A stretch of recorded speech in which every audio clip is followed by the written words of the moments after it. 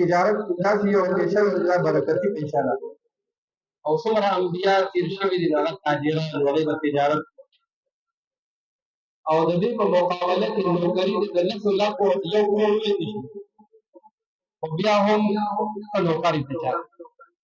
او تجارت دې که د لسو روپو کاروبار ویل شي